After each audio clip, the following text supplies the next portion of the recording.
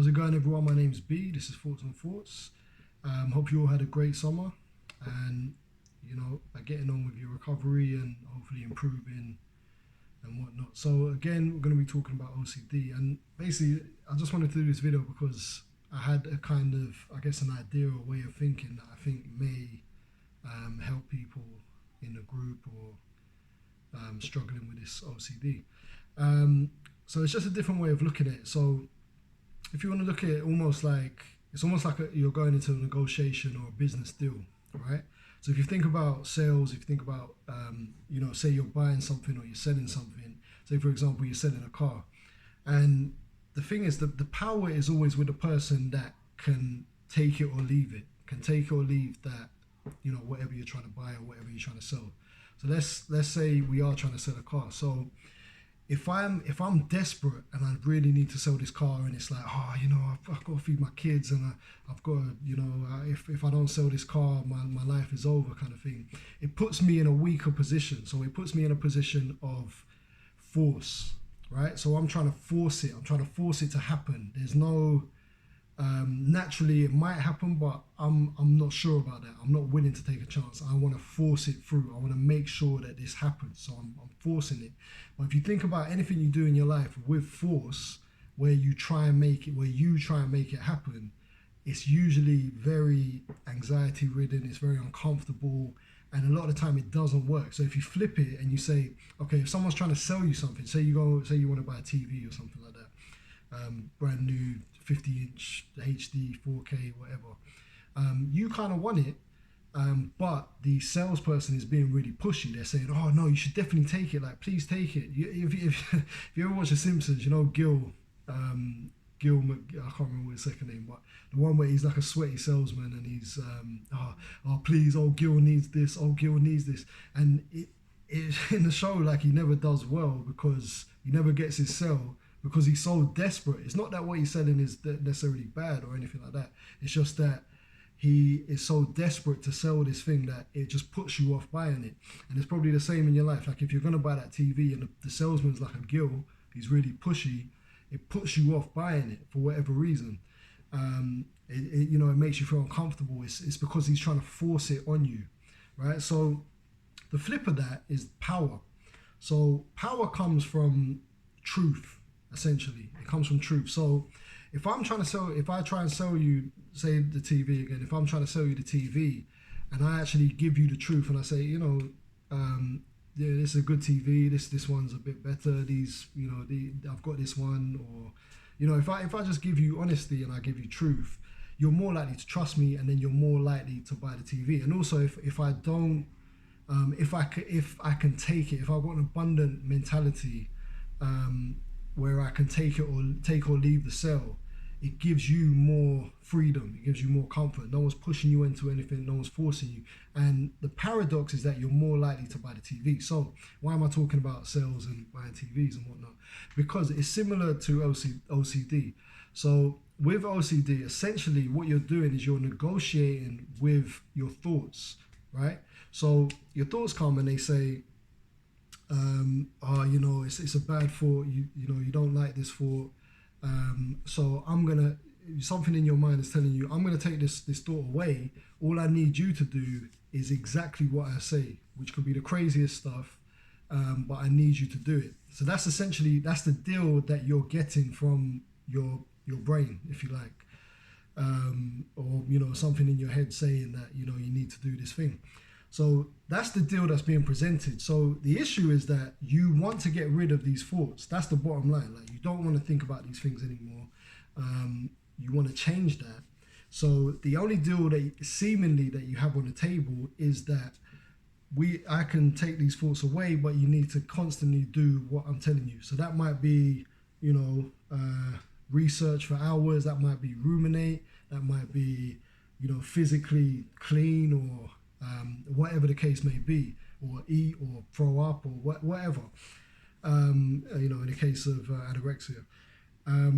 So that's the deal that's being presented to you. Now, the problem is we think we have no other option, right? We think that we have to take this deal. We think that this is the only deal in town. This is the only deal that makes sense. This is the only deal, and we're desperate. So we're coming from a place of no power. We're coming from weakness. We're coming from force. We're trying to force it to happen.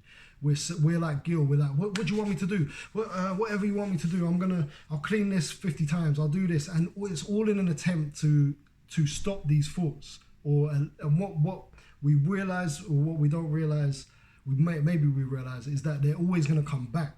So it's always like, you know, pushing a stone up a hill, pushing a big boulder up a hill. We're just gonna have to keep doing it and doing it and doing it, because we'll never get to the top, right? So the point of the whole thing is that there is another deal on the table, and the deal is to walk away, to not negotiate with this, because it's a terrible deal. You know what I'm saying? It's slavery, essentially. It's slavery. We have to submit to whatever, you know, these thoughts are telling us to do, or whatever we think that will temporarily reduce the anxiety, right? So it's a terrible, terrible deal. And because we're not in a power position, and this is what I'm saying, we need to be in a powerful position. We need to have power rather than force. And power is just a natural thing. So power is essentially the absence of force. So if we stop trying, if we walk away from the negotiating table, so we're, you know, the mind's on one side, we're on this side, the mind's saying, listen, I'll get rid of these thoughts, you just got to do whatever I say forever. You got to do whatever I say forever. We don't have to negotiate. We don't have to say, oh, but wait a minute, mate, you know, what if we just do it, you know, a couple times a day, or we spend some time on it? No, if we have power, if we realize that we don't need this deal, that we're okay with sitting with the thoughts, we're okay with being uncomfortable, we're okay if these thoughts are forever, we are actually okay with that. Because we're okay with that, because we don't need this deal, right? It gives us power, because we have the power to not do the deal, the power to walk away. And once you realize that you have that power, once you realize that there's an abundance in that, the other option is okay, it's fine, whatever. The paradox again happens where, because we're not doing anything, it's not as effective. Like, the thoughts are not as effective, because we're not, because we're walking away from the table, and we realize that we don't mind if the thoughts are always going to be there. It gives us power, and it gives us the ability to walk away from the table. So it's exactly the same with the example that I said before about the sales. It's like, whether we're buying, whether we're selling, whatever we're doing, if we realize that we don't have to do this deal, right? So we're not going to be like Gil from The Simpsons. We realize that we don't have to do this deal. When we realize that we don't have to do this deal, it means that we have the ability to walk away, because whatever the other option is, we're okay with that. You know what I'm saying? So then you're coming from a place of power, and power essentially is almost above us, right? So we have to submit to that. So we have to submit to what is, and we have to accept it. So if you look at a lot of religions, this is what they preach at a baseline. I'm not particularly religious, but it's just as an example. So it's all about submitting to something powerful, to something more than you, but it's part of you at the same time. So once you can do that, and once you can kind of accept that, submit to it, then that power will take you through. The problem we have with OCD is that we're trying to force it through. So the only way we can force it through is mentally. So we try and argue with it, we try and ruminate, we do what we can from a place of weakness, and we're just trying to paper over the cracks. We're constantly papering over the cracks and trying to sort it out from a forceful position. Whereas if we submit, there's a natural power that we can tolerate it, we can put up with it, it's okay. It's better than the deal that we're going to get of this lifetime of slavery. It's much better than that deal. And that's what we really need to understand. So there's an interesting book I'm reading at the moment called Power versus Force by Dr. Hawkins. And it's quite interesting because the start is it's a bit tough to get through the methods and all that, but when he gets into it, he's talking about power versus force, and a lot of psychology is based upon this. It's based upon the separation between the minds, as in your thoughts, and the thing that's thinking the thoughts, so the power behind those, the witness of those thoughts, right? So a lot of psychology, if you look into Maslow's hierarchy of needs, if you look into, you know, loads of stuff, any kind of Eastern philosophies, Tao, Buddhism, religion at their core, most of them will tell you the same thing. So it's very, very, very essential to tap into this power that's more than us, hopefully I've explained it in a way that makes sense, because it's hard to explain.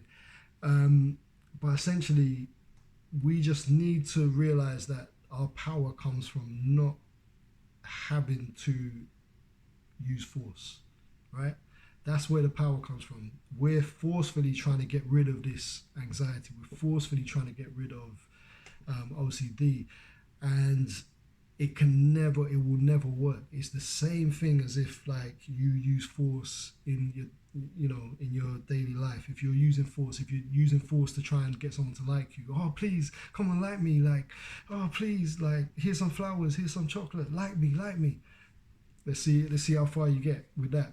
And that's what we're doing with the anxiety. Essentially, we're doing that. Okay, whatever you want, as long as you get rid of these thoughts, I'll do anything. Literally, it's what we're doing, and we're doing this like the silliest things and thinking about the stupidest topics because of that. So it's the equivalent of that. So if you wouldn't do it in other parts of your life, don't surrender to that. Don't give in to that now for this. You know what I'm saying? Because this is even more important. And can affect your life even more than those other things. So anyway, so that's just a little taster or a little food for thought, just an idea that I think may work. And hopefully it helps someone, and I will do some follow-ups. And thanks for the support, and see you next time.